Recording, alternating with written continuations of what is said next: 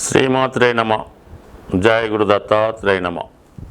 ఈ వీడియోలో మనం మే 14వ తారీఖు రాత్రి సుమారు 10 గంటల 30 నిమిషాల ప్రాంతంలో వృషభ రాశి నుంచి మిథున రాశిలోకి మారబోతున్న గురుగ్రహ ప్రభావం వివిధ రాశుల మీద ఏ విధంగా ఉంటుంది అని తెలుసుకునే ప్రయత్నం చేద్దాం. ముఖ్యంగా గురువు అత్యంత శుభగ్రహం. గురువు యొక్క కారకత్వాలు సంతానకారకుడు, ధనకారకుడు, జ్ఞానకారకుడు. అలాగే మనం గత జన్మలో చేసుకున్నటువంటి పుణ్య ఫలితాన్ని ఈ జన్మలో మనకు అందించే ప్రయత్నం గురుగ్రహం వల్ల జరుగుతూ ఉంటుంది. మనం ఈ జన్మలో చేసుకున్నటువంటి పుణ్య కార్యక్రమాలు, ధర్మ కార్యక్రమాలన్నీ కూడా గురువు మనకి వేరే రూపంలో అనుగ్రహించడం జరుగుతూ ఉంటుంది. అలాగే గురువు ఒక శుభగ్రహ రాశిలోకి ప్రవేశించినప్పుడు ఆ శుభగ్రహం యొక్క రాశి ఫలితాలను కూడా కలిపి మనకి అందించడం జరుగుతూ ఉంటుంది. మరి ఇప్పుడు గురువు ప్రవేశిస్తబోతున్నటువంటి మిథున రాశి అది బుధుని యొక్క స్వక్షేత్రం. బుధుడు ఒక విద్యార్థి లాంటి వాడు అన్నమాట. చాలా యువకుడు అవటం వల్ల విద్యార్థిగా ప్రతిదీ తెలుసుకునే ప్రయత్నం బుధుడు చేయడం జరుగుతూ ఉంటుంది. అలాగే విద్య, ఉన్నత విద్య, టెక్నాలజీ బుధుడు కారకత్వాల్లో ఉంటాయి. అలాగే వ్యాపారానికి కూడా బుధుడే కారణమవుతుంటాడు. ఇప్పుడు ఉన్నటువంటి అకౌంటెంట్స్ అవనవ్వండి, ఈ ఫైనాన్స్ అవనవ్వండి, వాటి లెక్కలు, వ్యవహారాలు, అంటే మొత్తం వ్యాపారం అంతా కూడా బుధుడు యొక్క తెలివితేటల మీద రాశిలో, లగ్నంలో బుధుడు ఉన్నటువంటి స్థితిని బట్టి ఆధారపడి ఉంటాయి. అటువంటి బుధుడు రాశిలోకి గురుగ్రహం ప్రవేశించడం వల్ల ఇది ఎక్కువగా విద్యార్థులకి చాలా ఉపయోగపడుతూ ఉంటుంది, వ్యాపారస్తులకి ఉపయోగపడుతూ ఉంటుంది. ముఖ్యంగా వ్యాపారం అభివృద్ధి ఎంత ఉంటుంది, మనీ రొటేషన్ పెరుగుతుంది. దానివల్ల ఏంటంటే జనులందరికీ కూడా ఈ ఫలితాలు అందడం జరుగుతూ ఉంటుంది. వాణిజ్యంగా ఒక రాష్ట్రమో, ఒక దేశమో, ఒక నగరం ఎదిగినప్పుడు అందులో ఉన్న వారందరికీ ఏ విధంగా ప్రయోజనం కలుగుతుందో ఈ సమయంలో కూడా అందరూ జ్ఞానవంతులై, విజ్ఞానవంతులై మంచి కార్యక్రమాల యందు ఆసక్తి చూపడం జరుగుతూ ఉంటుంది. ఆ కారణాల వల్ల మరి బుధుడు యొక్క రాశిలోకి గురుగ్రహ ప్రవేశం ఏ ఏ రాశుల వారికి అనుకూలంగా ఉంటుంది అనుకున్నప్పుడు సాధారణంగా గురువు కేంద్రాల్లోకి వచ్చిన, అంటే 7, 10, 4 వచ్చిన కోణాల్లోకి వచ్చిన, అంటే 5, 9లోకి వచ్చిన అనుకూలిస్తాడు. అలాగే ధనస్థానంలోకి, లాభస్థానంలోకి వచ్చినప్పుడు విశేషంగా ధనం ఇవ్వడం జరుగుతూ ఉంటుంది. కేవలం గురువు తను మీ యొక్క రాశికి ఏ ఏ భావాలకి కారకత్వాలు వహిస్తుంటాడో ఆ ఫలితాలతో పాటు గురువు సహజంగా ఉన్నటువంటి సంతానాన్ని, ధనాన్ని, విజ్ఞానాన్ని, సంస్కారాన్ని కూడా ఇవ్వడం జరుగుతూ ఉంటుంది. అంటే మనకేమి దశలతో గిశలతో సంబంధం లేదు. సాధారణంగా గురువు 5వ స్థానంలోకి వస్తే సంతానాన్ని ఇవ్వడం, 9వ స్థానానికి ఇస్తే ఉన్నత విద్య, ఇవి కామన్గా జరుగుతుంటాయి. అటువంటి శుభగ్రహం ఇప్పుడు మిథున రాశిలోకి రావడం జరిగింది. మరి మిథున రాశిలో ఏ గ్రహం వచ్చినా కూడా దాని యొక్క ఫలితాలు చాలా తొందరగా ఇవ్వడం జరుగుతూ ఉంటుంది. అంటే బుధుడు అతి శీఘ్రంగా ప్రయాణించే గ్రహం. అంటే చంద్రుడి తర్వాత వేగంగా ప్రయాణించే గ్రహం బుధగ్రహం. అటువంటి బుధగ్రహంలోకి, బుధుని యొక్క రాశిలోకి గురువు రావటం వల్ల కంపల్సరిగా రావటమే అటు విద్యా వ్యవస్థ బాగుపడుతుంది, వ్యాపారం పెరుగుతుంది, మీడియేటర్గా ఉన్న వాళ్ళందరికీ కూడా చాలా అనుకూలంగా ఉంటుంది. ముఖ్యంగా విదేశ వ్యవహారాలు బాగా చక్కబడే అవకాశం ఉంది. మరి ఇదే సమయంలో గురుగ్రహం ఏదైనా ఒక రాశిలోకి ప్రవేశించినప్పుడు ఆ ప్రవేశించిన రోజు నుంచి పుష్కరాలు ప్రారంభమవుతాయి. అంటే పుష్కరాల్లో ఏ నదికి పుష్కరం వస్తే ఆ నదిలో స్నానం చేయడం వల్ల మరి వ్యక్తుల యొక్క పాపాలు నశిస్తాయని, వారి యొక్క పెద్దలు సంతోషిస్తారని, మరి జాతకుడు పరిపూర్ణంగా ఉండడం జరుగుతుంటుంది. మరి ఈ సంవత్సరంలో మరి ఇప్పుడు గురువు మారడం వల్ల సరస్వతి నదికి పుష్కరాలు రావడం జరుగుతూ ఉంది. ఇది కూడా ఒక విధంగా మరి విద్యార్థులకి, వ్యాపారస్తులకి అనుకూలంగా ఉంటుంది. కాబట్టి మీ యొక్క రాశులను బట్టి మిగతా గ్రహాల స్థితిని బట్టి వీళ్ళున్న వాళ్ళు అంటే కేవలం ఈ పుష్కరాలు వచ్చినప్పుడు సరస్వతి నది అనుకోకుండా అవకాశం ఉన్న వాళ్ళు అక్కడ స్నానం చేయొచ్చు. లేని వాళ్ళు ఆ 12 రోజుల్లో ఏదో ఒక పుణ్య నదిలో కూడా మనం స్నానం చేసినా ఆ ఫలితం మిగతా వాళ్ళందరికీ కూడా రావడం జరుగుతుంటుంది. కాబట్టి ఇది ఒక రెమెడీ లాగమాట. మనం ఏదన్నా గురుగ్రహం అనుగ్రహం కావాలంటే మిథున రాశి వారికి మే 15వ తారీఖు నుంచి అదృష్టం మారబోతుంది.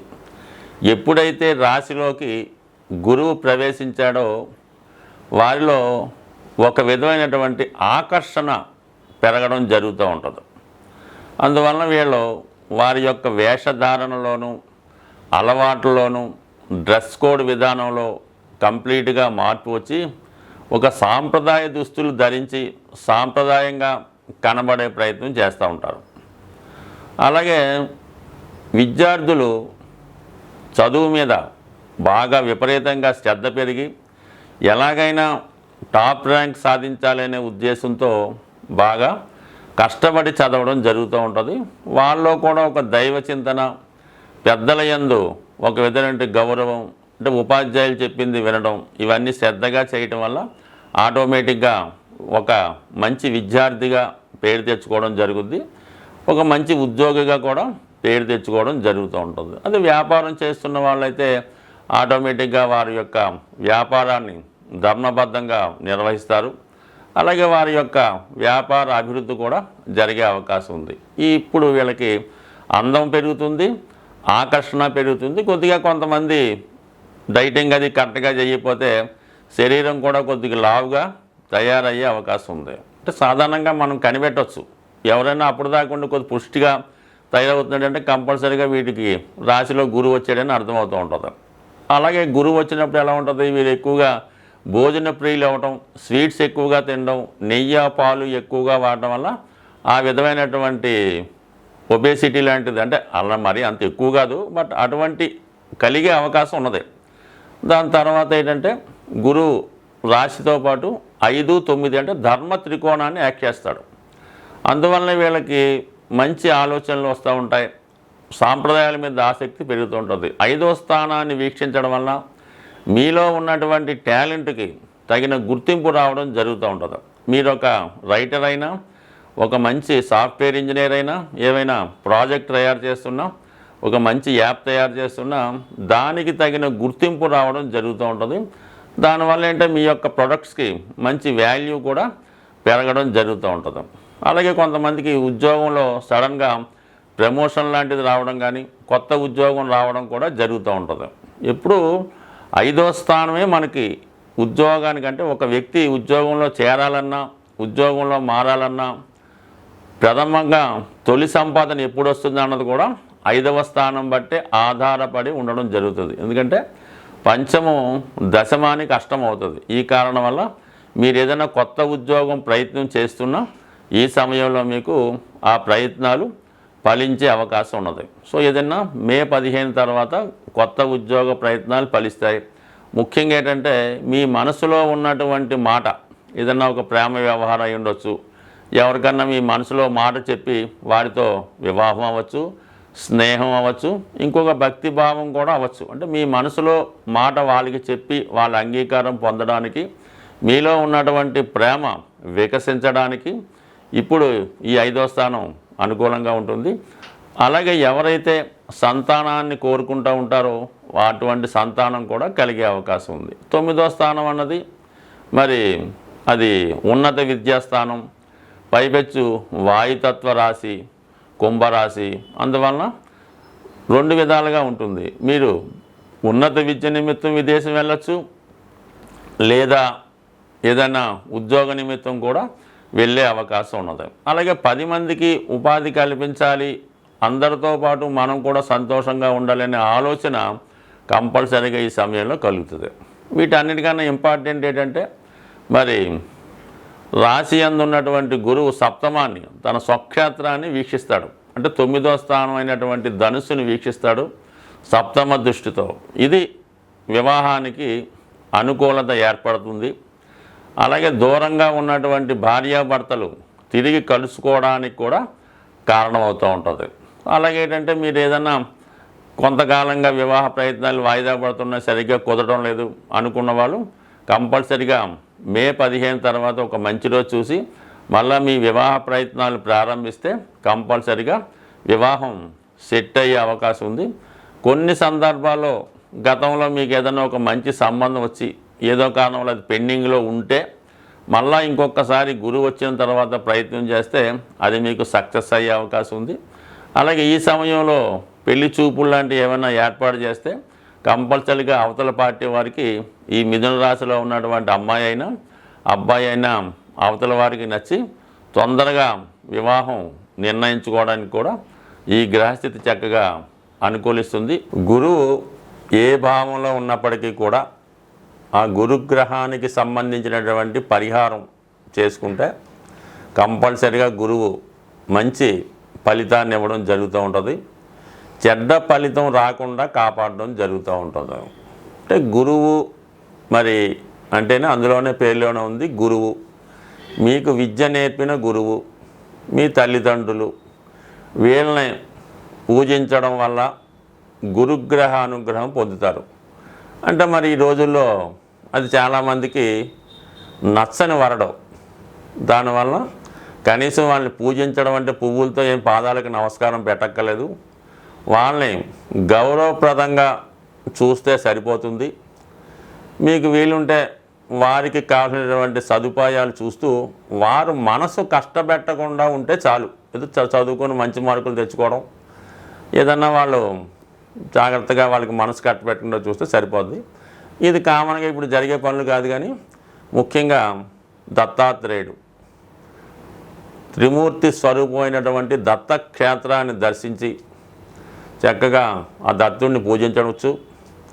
లేదా రాఘవేంద్ర స్వామి లేదా మన షిరిడి సాయిబాబా వారు వీళ్ళని ఆశ్రయించి చక్కగా గురుసేవ చేసుకుంటూ ప్రశాంతంగా ఉంటూ అదొక చేసుకోవచ్చు. అంటే గురు చరిత్ర చదువుకోవడం, ఆ గురు చరిత్రలో చెప్పిన విధంగా నడుచుకోవడం, ఇది కూడా గురుగ్రహ అనుగ్రహానికి కారణమవుతూ ఉంటుంది.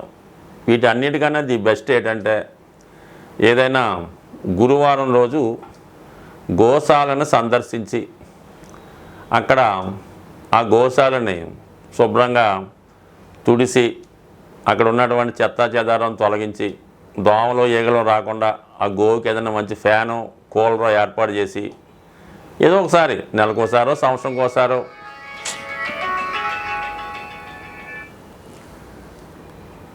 ఆ గోవుకి శుభ్రంగా ఏదో కూలరో ఫ్యానో ఏర్పాటు చేసి సంవత్సరంకోసారన్నా ఆ గోరక్షణ చేయడం వల్ల, గోవుకి శుభ్రంగా స్నానం చేయించడం వల్ల, గోవుకి అనేక రకాల పదార్థాలు ఏమి అక్కర్లేదు కానీ చక్కగా పచ్చగడ్డి పెట్టడం వల్ల మీకు విద్య కావలసిన వాళ్ళు పచ్చగడ్డి పెట్టండి, ధనం కావలసిన వారు తోటకూర పెట్టండి, అలాగే ఆరోగ్యం కావలసిన వారు నానబెట్టిన శనగలు పెట్టండి. సో ఏది పెట్టినా మంచి ఫలితం ఇవ్వగలిగేది గురుగ్రహానికి చాలా మంచి రెమెడీ మన ఈ గోసేవ. దీని అన్నిటికన్నా అన్ని గ్రహాలకి మంచిగా చేసే ఒక రెమెడీ ఏంటంటే మీరు అంటే ఇంక మన చేత కాదు, ఇంకా మొత్తం అన్ని ఇబ్బందులు మనకే ఉన్నాయి, అటు భార్య విడిచిపెట్టింది, తల్లిదండ్రులు తరివేశారు, అప్పులోళ్ళు ఇబ్బంది పెడుతున్నారు, కట్టుకోవడానికి సరైన బట్ట కూడా లేదు అనుకున్నవారు మీరేం చేస్తారంటే ఏదైనా ఒక టెంపుల్లో చక్కగా మకాం అక్కడికి మార్చేయండి. ఆ టెంపుల్లోనే పడుకోవడం, పొద్దున్నే 4 గంటలు లెగిసి శుభ్రంగా టెంపుల్ని శుభ్రంగా తుడిసేసి వచ్చిన పూజారి గారికి సహాయం పడుతూ వచ్చిన భక్తులకి ఏదో దారి చూపించడం, వాళ్ళకి పూజలో సహకరించడం చేస్తూ కేవలం ఆ గుడిలో ప్రసాదం మాత్రమే తింటూ ఒక వారం రోజులు ఈ విధంగా చేయడం వల్ల జన్మల దరిద్రం తీరిపోతూ ఉంటుంది అన్నమాట. అంటే మీకు మన ఊర్లో గుడి అనుకోండి సిగ్గుపడవచ్చు, ఏం పర్లేదు, మీరు వేరే రాష్ట్రమైనా వేరే దేశమైనా లేదు కొద్దిగా దూర ప్రాంతంలో ఉన్న గుడైనా చక్కగా ఆ గుడిలో సేవ చేసి ఆ నైవేద్యాన్ని స్వీకరించి చాలా మరి అంటే అక్కడ కూడా కొంత నియమంగా ఉండాలి. కొంతమంది ఆ గుళ్ళో పడుకొని గుళ్ళో చేస్తూ రాత్రి మందు కొడుతుంటారు. అలా కాకుండా చాలా జాగ్రత్తగా ప్రశాంతంగా పవిత్రంగా ఉండడం వల్ల చాలా మంచి ఫలితం రావడం జరుగుతూ ఉంటుంది. ఇది ఒకసారి చేసి చూడండి. మరి ఈ మధ్యనే ఒక గురువుగారు నాకేం చెప్పారంటే, మనకి శ్రీశైలంలో కొన్ని ఆశ్రమాలు ఉంటాయి. ఋషులు లాంటి వాళ్ళు ఆశ్రమాలు చేసుకుని వచ్చిన వాళ్ళకి భోజనాలు పెడుతుంటారు. అటువంటి ఆశ్రమంలో కూడా మీరు అంటే ఇటువంటి ఇబ్బందుల్లో ఉన్నవాళ్ళు అక్కడ ఆశ్రమంలో చేరిపోయి వాళ్ళకి ఏం డబ్బులు కట్టక్కర్లేదు, అక్కడ ఆశ్రమంలో సేవ చేస్తూ అక్కడ ఉన్నటువంటి మిగతా వాళ్ళకి సేవ చేస్తూ వాళ్ళు పెట్టింది తింటూ ఒక వారం రోజులు ఉన్నా కూడా ఎటువంటి ఇబ్బంది అన్నా పోయే అవకాశం ఉంటుంది. స్వస్తి.